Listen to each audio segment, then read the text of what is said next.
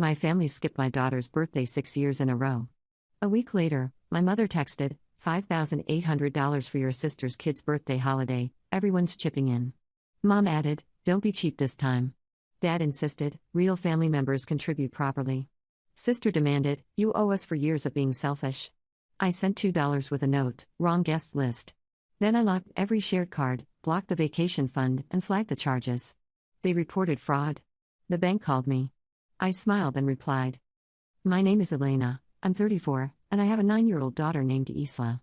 This is about how my family showed their true colors and how I finally stood up for myself and my little girl. Let me start from the beginning. 7 years ago, when Isla turned 2, I planned her first real birthday party. Nothing fancy, just family, some cake, and a few decorations. I sent invitations to everyone 2 weeks in advance. My parents, Douglas and Marilyn, my sister Hannah and her husband Evan, and their twin boys who were 4 at the time. The day of the party came, and nobody showed up. Nobody. I sat there with Isla in her little birthday dress, cake untouched, decorations mocking us from the walls. I called my mom. Oh honey, we completely forgot. Hannah's boys had a soccer game, and we all went to support them. Maybe next year? Next year came.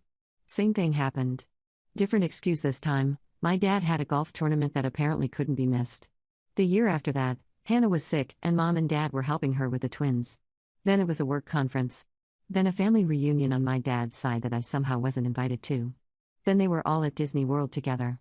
Then last year, another emergency with Hannah's family. I found out through Facebook photos. Every single year, I'd plan Isla's party, send invitations, and every single year, they'd have some excuse. Isla stopped asking if Grandma and Grandpa were coming. She stopped getting excited about her birthday parties. At 9 years old, my daughter had learned that the people who were supposed to love her unconditionally would always have something more important to do. But here's what really twisted the knife: they never missed Hannah's boys' birthdays. Never. Not once. I have albums worth of photos from their elaborate parties. Pool parties, carnival themes, superhero extravaganzas. The works. And my family was always there, front and center, with expensive gifts and big smiles. This year, Isla's 9th birthday was 3 weeks ago. I didn't even bother inviting them. We had a small party with her friends from school and my neighbor Karen, who's become more of a grandmother to Isla than my own mother ever was.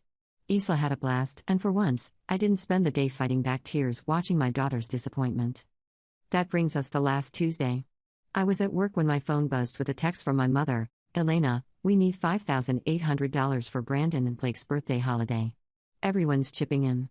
Hannah found this amazing party planning company that does these incredible destination birthday experiences. We're taking the boys to this resort in Colorado for a long weekend. There's skiing, a private party room, professional photographers, the whole 9 yards. Your share is $1,450. I stared at that text for a full 5 minutes. $1,450. For my nephew's birthday party. That was more than I spent on Isla's entire birthday, including the gifts, cake, decorations, and taking her friends to the movies. Before I could even respond, another text came through. Don't be cheap this time, Elena. The boys are turning 10, and this is a milestone birthday. We want to make it special. Then my father chimed in on the group chat. Real family members contribute properly. This is what we do for each other. And finally, Hannah herself. You owe us for years of being selfish. It's time you stepped up and showed you care about this family. I sat in my car in the parking lot reading these messages over and over. Years of being selfish? I was selfish? I was the one who had been begging them to show up for my daughter for 6 straight years. I was the one who had been making excuses to Isla about why her family couldn't be bothered to spend 2 hours celebrating her existence. But here's where the story gets interesting, and where some context about my family's financial situation becomes relevant. My parents aren't wealthy, but they're comfortable. Dad's a retired electrician, Mom worked as a school secretary until she retired 5 years ago. They live modestly but have a decent nest egg. Hannah and Evan struggle more. He's a mechanic and she does part-time bookkeeping. I work as a project manager for a mid-sized company and do pretty well for myself. About 4 years ago, my parents asked if I wanted to be part of a family financial support system. The idea was that we'd all contribute to shared accounts that could be used for family emergencies, big purchases, or special occasions. It sounded reasonable at the time. I was making good money, and I wanted to help out. So we set up several shared accounts. I was listed as a primary account holder on most of them because I had the best credit and banking relationship. There was a vacation fund that I contributed $300 a month to. An emergency fund that I put $200 a month into. and a special occasions fund that got $150 a month from me. Over the years, I watched money flow out of these accounts for Hannah's family. Emergency car repairs for Evan. Help with their mortgage when Evan was laid off for 2 months. Down payment assistance when they bought a bigger house. And yes, birthday parties for the twins. Lots of birthday parties. In 4 years, I contributed over $31,000 to these family funds. The money I took out? Zero. Even when my own car needed major repairs last year, I paid for it myself rather than dip into the emergency fund. Even when Isla needed expensive orthodontic work, I took out a personal loan instead of touching the family money. I've been subsidizing my sister's family for years while they couldn't be bothered to show up for my daughter's birthday. So when I got those texts demanding $1,450 for the twins' birthday extravaganza, something inside me snapped. I went home that night and did some math. Between the shared accounts and direct loans that were never repaid, I'd given my family over $35,000 in the past 4 years. $35,000 to people who couldn't spare 2 hours once a year to eat cake with my daughter. I made a decision. On Wednesday morning, I went to the bank. I withdrew $2 from my personal account and got it in crisp singles. Then I went to the post office and bought a card, the cheapest, most generic birthday card I could find. Inside, I wrote, "Here's my contribution to Brandon and Blake's party. Hope it's everything you dreamed of." Unfortunately, Isla and I won't be able to attend, as we seem to have a scheduling conflict that day. Funny how that works. P.S. Wrong guest list. Love, Elena. I taped the $2 bills inside and mailed it to Hannah, but I wasn't done. Next, I went back to the bank and had myself removed from all the shared accounts except as a secondary user with viewing privileges only. Since I was the primary holder, I could do this unilaterally. I also changed all the passwords on the online banking and set up alerts for any attempted transactions. Then I called the credit card companies for the 2 family credit cards I was the primary on it and temporarily froze them, citing suspicious activity concerns. The vacation fund that they were planning to use for this Colorado trip? Locked down tight. I went home and waited. Thursday morning, my phone started ringing. Hannah first. "Elena, what the hell did you do? The party company says our payment was declined." Then Mom, "Honey, there seems to be some problem with the vacation account. The bank says there's a hold on it." Then Dad, "Elena, this isn't funny. We need access to that money. The resort requires a deposit by Evan or we lose the booking." I let them all go to voicemail. Finally, around noon, I called Hannah back. "Hi Jess. Got your message about the payment issues. That's so strange. You know what else is strange? Isla's had 8 birthdays, and you've managed to miss every single one. But somehow you need nearly $6,000 for your boys' party, and that's non-negotiable. This is different, Elena. This is a special occasion." "You're right. It is different. It's different because it's not my daughter, so it matters to you." "That's not fair." "You want to know what's not fair, Hannah? I've put over $35,000 into family funds over the past 4 years. Money that's paid for your car repairs, helped with your mortgage, funded I don't know how many birthday parties for Brandon and Blake. And in all that time, you couldn't manage to show up for Isla once. Not once. We've been busy, save it. I'm done. Find another way to pay for your party." I hung up. By Friday, the calls were getting nasty. Dad accused me of holding the family hostage. Mom cried about how I was ruining the boy's birthday. Hannah left a voicemail that I won't repeat here, but it involved a lot of words I didn't know she knew. Saturday came and went. No birthday party in Colorado. But here's where it gets really good. Sunday morning, I woke up to 17 missed calls and about 30 text messages. Apparently, my family had decided to take matters into their own hands. They tried to use the frozen credit cards anyway. When that didn't work, they somehow got access to one of the shared accounts, I'm still not sure how, possibly through Mom, who was the secondary user, and attempted to transfer money for the resort. The bank's fraud detection system flagged it immediately. Large, unusual transaction to an out-of-state business, attempted on a weekend, on an account that had been flagged for suspicious activity. The transaction was blocked and the account was temporarily frozen pending investigation. My family, in their infinite wisdom, decided the best course of action was to call the bank and report fraud. They told the bank that someone had illegally frozen their accounts and credit cards and that they needed immediate access to their money. Monday morning, I was at work when my phone rang. Unknown number, but I recognized the bank's call center prefix. "Ms. Johnson? This is Patricia from Central Bank's Fraud Department. We have a few questions about some accounts associated with your name." My heart started pounding. This was it. The moment of truth. "Of course. How can I help you?" We've received reports of fraudulent activity on several accounts where you're listed as the primary holder. The reporting parties claim that unauthorized holds have been placed on the accounts and that credit cards have been frozen without their permission. I took a deep breath and smiled, even though Patricia couldn't see me. Oh, those accounts. Yes, I can explain everything. You see, those are family accounts that I set up and fund. I'm the primary account holder, as your records will show. Last week, I became concerned about unauthorized usage of the accounts by secondary users, so I implemented security holds to protect the funds. I see. And the credit cards? Same situation. I was concerned about potential misuse, so I requested temporary holds until I could verify all recent transactions. There was a pause. Ms. Johnson, our records show that you are indeed the primary account holder on all of these accounts. You have every legal right to manage them as you see fit. The secondary users don't have the authority to override your decisions or report fraud on accounts they don't own. That's what I thought. So what happens now? Well, we'll be contacting the reporting parties to let them know that no fraud has occurred. The holds you've placed will remain in effect until you choose to remove them. Is there anything else you need from us today? Actually, yes. I'd like to close the shared accounts entirely and transfer any remaining funds to my personal account. And I'd like to remove all secondary users from my credit cards. We can absolutely help you with that.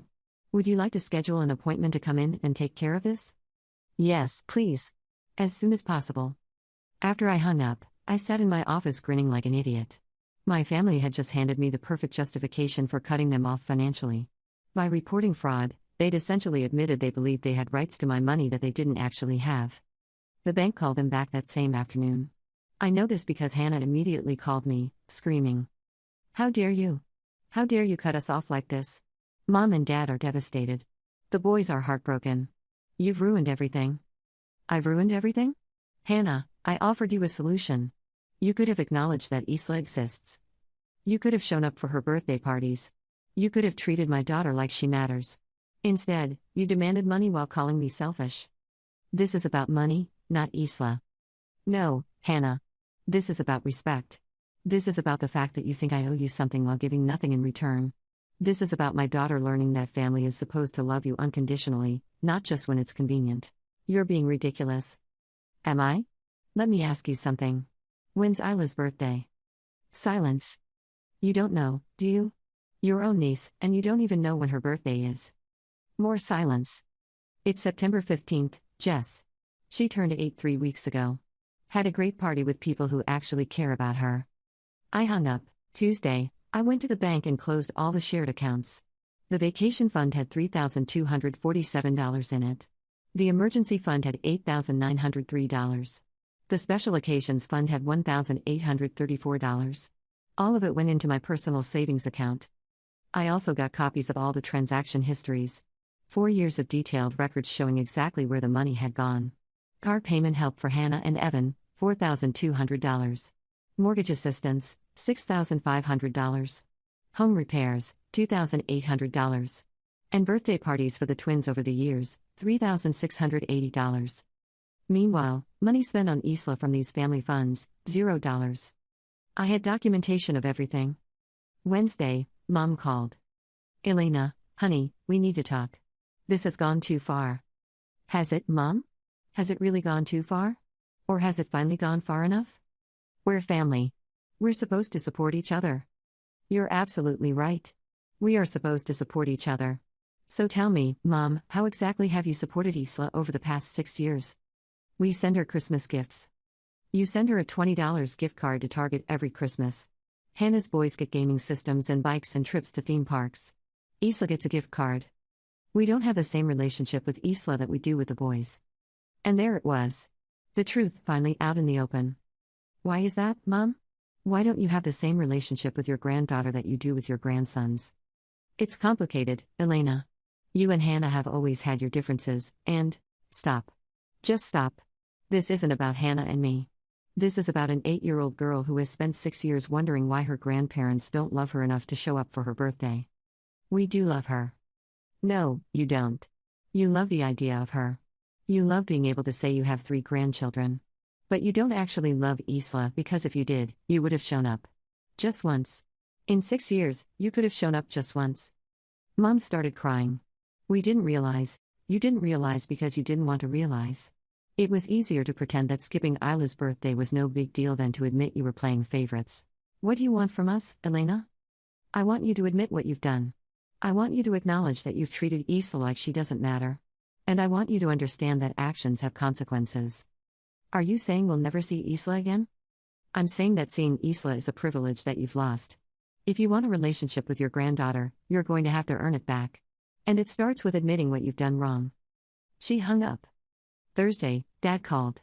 That conversation went about as well as you'd expect.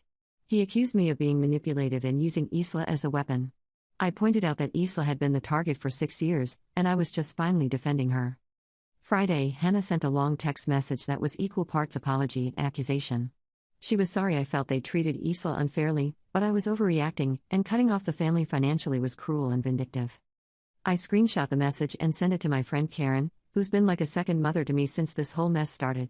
Her response was perfect: cruel and vindictive is missing a little girl's birthday 6 years in a row. What you did was just good accounting. It's been 2 weeks now since the bank called. My family has made a few more attempts to reach out, but mostly they've gone quiet. I think they're finally starting to understand that I'm serious about this. Isla, meanwhile, is thriving. Without the stress of planning birthday parties that no one would attend, without the disappointment of hoping this year would be different, she's happier. She's started talking about her next birthday already, not because she expects anyone specific to be there, but because she knows the people who love her will show up. Karen has become Isla's honorary grandmother. My coworker Janet, whose kids are grown, has basically adopted us both. Isla has more loving adult figures in her life now than she ever did when I was trying to force a relationship with my biological family. Last weekend, we ran into my parents at the grocery store. Isla didn't recognize them at first. It had been over a year since she'd seen them. When she realized who they were, she politely said hello and then asked if we could go look at the birthday party supplies. Are you planning another party? My mother asked hopefully. Yep, Isla said brightly. My friend Chloe's birthday is next week, and I want to help her mom decorate. Mom's face fell.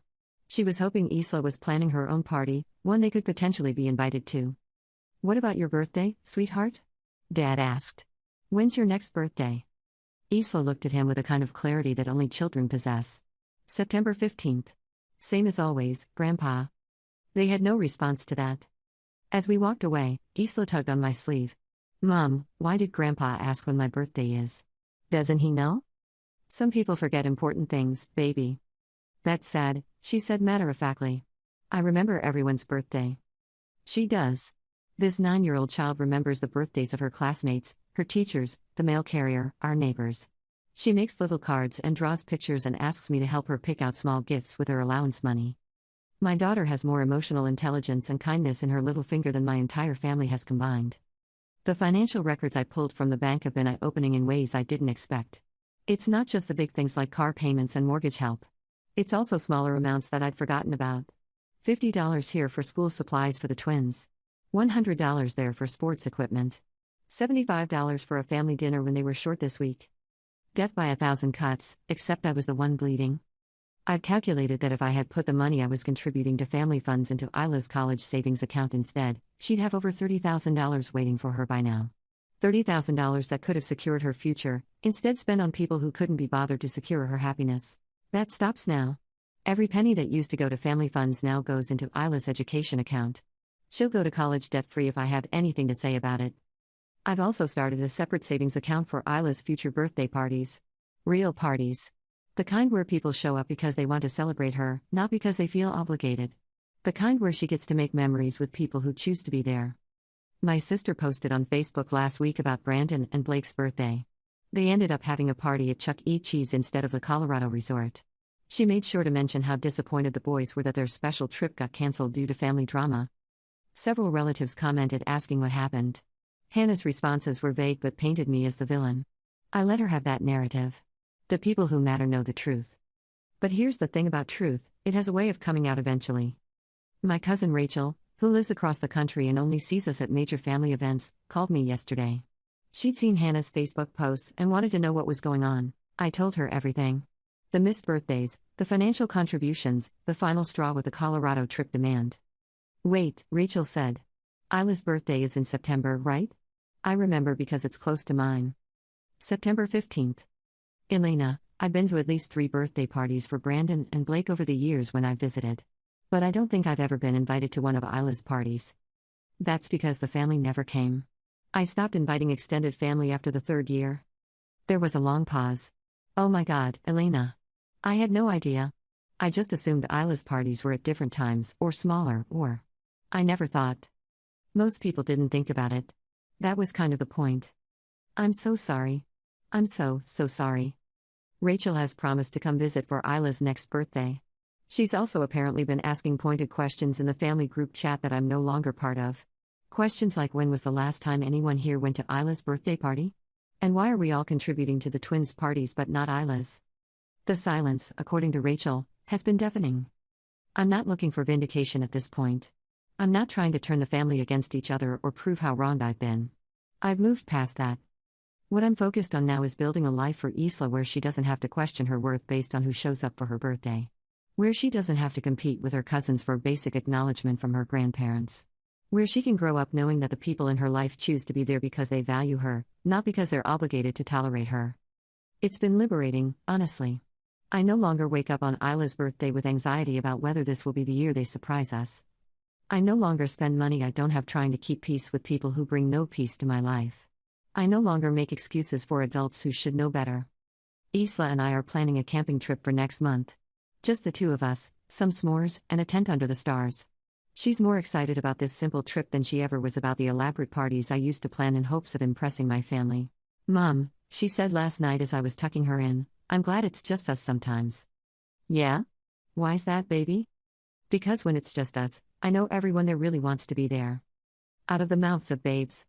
The bank fraud incident became a blessing in disguise. It forced me to confront the financial manipulation I'd been subjecting myself to for years.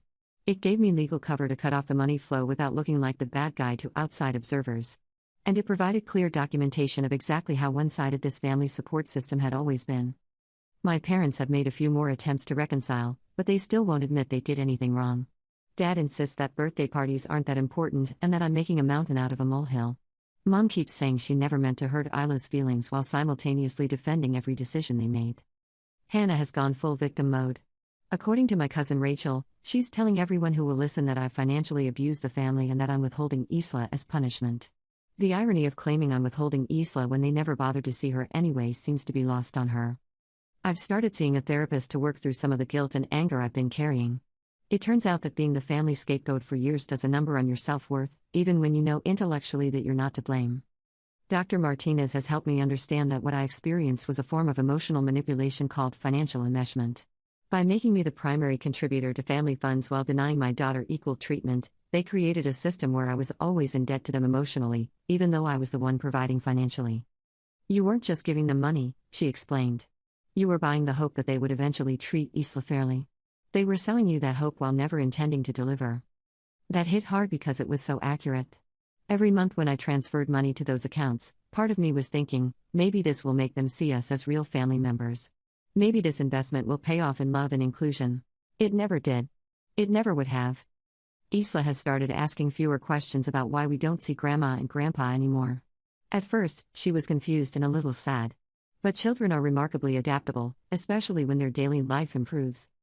Her daily life has improved dramatically. Without the stress of managing family drama and financial obligations, I'm more present with her. We've started having regular movie nights, weekend adventures, and lazy Sunday morning pancake sessions. The energy I was spending on trying to maintain relationships with people who didn't value us is now focused entirely on the child who deserves it. She's also more confident at school. Her teacher, Mrs. Peterson, mentioned during our last conference that Isla seems lighter this year. More willing to speak up in class, more engaged with her peers, more comfortable being herself. Whatever changes you've made at home, Mrs. Peterson said, keep doing them. Isla is blossoming. I didn't tell her that the main change was removing toxic people from our lives, but I filed that feedback away as confirmation that I'd made the right choice. The money I recovered from the shared accounts is earning interest in Isla's college fund. At current contribution rates, she'll have close to $80,000 for her education by the time she graduates high school. That's generational change right there, the difference between starting adult life with debt versus starting with opportunity. I've also used some of the money to create new traditions for us. We've taken up pottery classes together. We're planning a trip to Washington, D.C. next summer. I've enrolled her in piano lessons, something she's been asking about for 2 years but I couldn't afford while I was supporting my extended family. These aren't just activities, they're investments in Isla's development and in our relationship. They're the kind of memories she'll carry forward into her own adulthood and potentially her own parenting. Last week marked exactly 1 month since the bank called me about the fraud report. To celebrate this milestone in our independence, Isla and I went out for ice cream.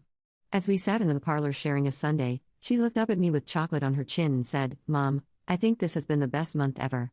"Yeah? What makes you think that?" "You smile more now. And you don't look at your phone and get sad anymore." She was right. I had been getting sad every time I saw messages from my family. Sad and anxious and guilty and frustrated. Now my phone buzzes with messages from Isla's friends' parents planning playdates, from Karen checking in on us, from Rachel sending Isla silly memes and photos of her own kids. My phone brings joy now instead of dread. Isla has started talking about her 10th birthday, still months away.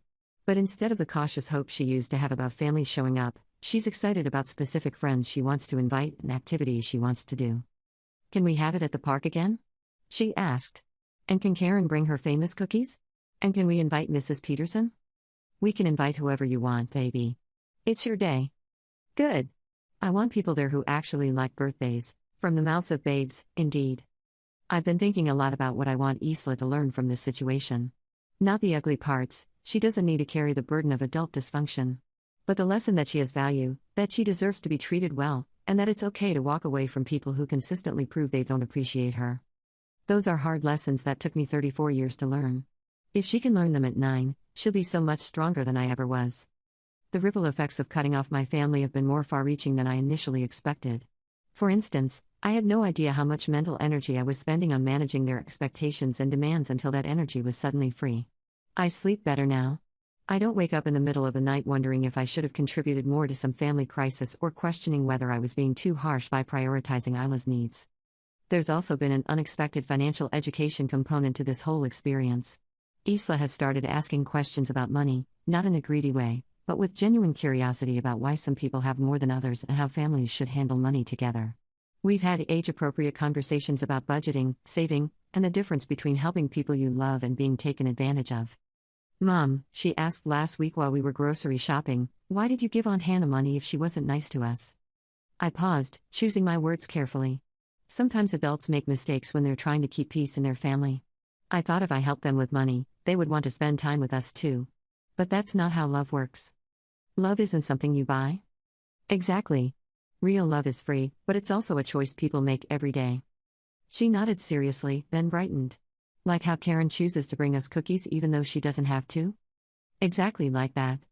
These conversations have been worth more than any family gathering ever was. Isla is developing a healthy understanding of relationships and boundaries that will serve her well throughout her life. I've also discovered that cutting off toxic family members opened up emotional space for healthier relationships to flourish. My friendship with Karen has deepened into something resembling a mother-daughter bond, not to replace my own mother, but to show me what that relationship could look like when it's based on mutual respect and genuine care. My coworker Janet has become an unofficial aunt to Isla, teaching her card games and sharing stories about her own kids' childhoods. The mail carrier, Mr. Rodriguez, always asks about Isla's latest art projects and remembers to bring her those special stamps she collects. These people chose to be part of our lives without any obligation or shared DNA. They show up because they want to, not because they have to. The contrast with my biological family couldn't be starker. There's been one particularly telling incident that really drove home how right I was to make this break. About 6 weeks ago, Isla came down with a Savanich bug that turned into a pretty severe case of dehydration. I had to take her to the emergency room on a Sunday night, and she ended up needing 4 fluids.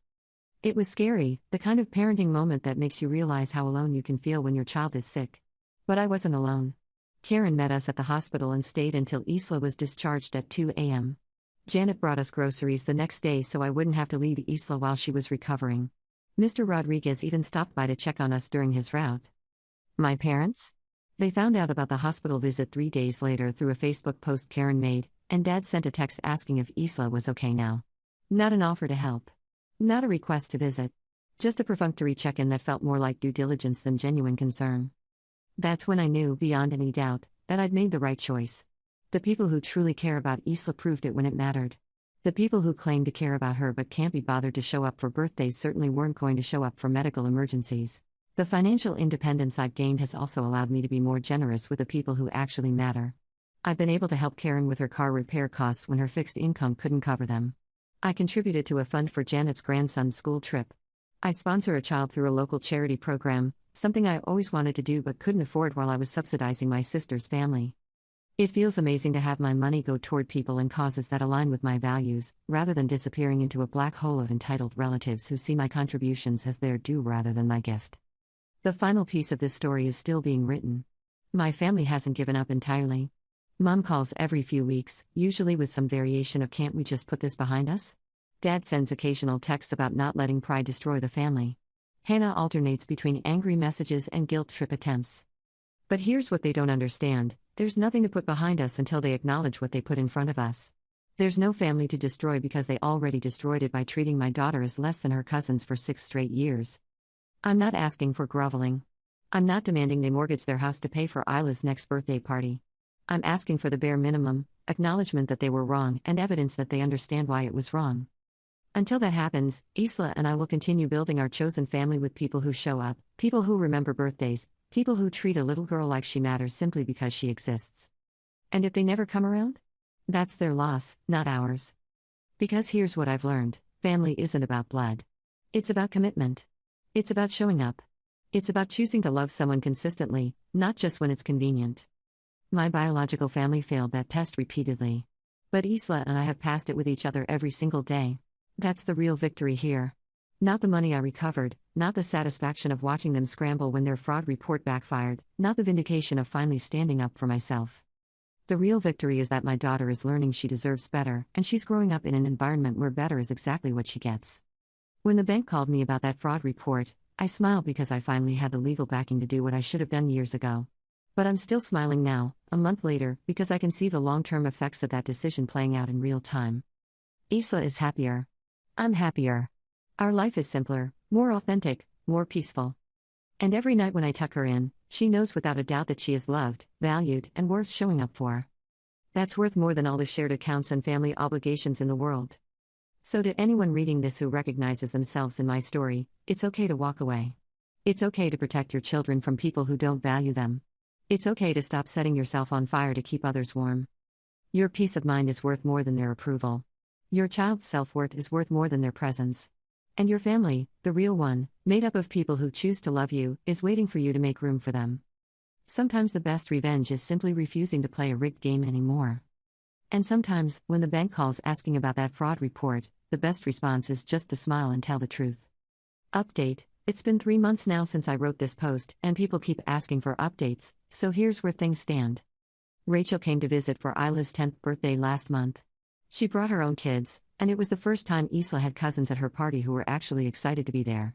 Rachel also brought photo albums showing Isla all the family events she'd missed over the years, not to make her sad, but to help her understand that the problem was never with her. My parents made one last attempt at reconciliation 2 weeks before Isla's birthday. They showed up at our house unannounced with expensive gifts and a card that said "We're sorry for the misunderstanding." Misunderstanding? 7 years of deliberate neglect, and they called it a misunderstanding. I let them give Isla the gifts. It wasn't her fault they were terrible grandparents. But when they asked if they could come to her birthday party, I told them the truth: Isla didn't invite you. She gets to choose who celebrates with her now. They haven't contacted us since. Hannah, meanwhile, has apparently told extended family that I've brainwashed Isla against them. Because surely the only explanation for a 9-year-old not being excited about grandparents she barely knows is manipulation, not natural consequence. But here's the beautiful thing: Isla doesn't think about them much anymore. She's too busy with piano lessons and pottery class and planning sleepovers with friends who actually want to spend time with her. The money that used to go to family funds has grown Isla's college account to over $35,000. But more importantly, it's paid for experiences that have shaped who she's becoming. She's confident, creative, and kind. She's learning that her worth isn't determined by other people's availability. And when she grows up and has children of her own, she'll know exactly how to love them unconditionally, because she'll remember what it felt like when someone finally chose to love her that way. That someone was me. And every day I choose her again. Best decision I ever made.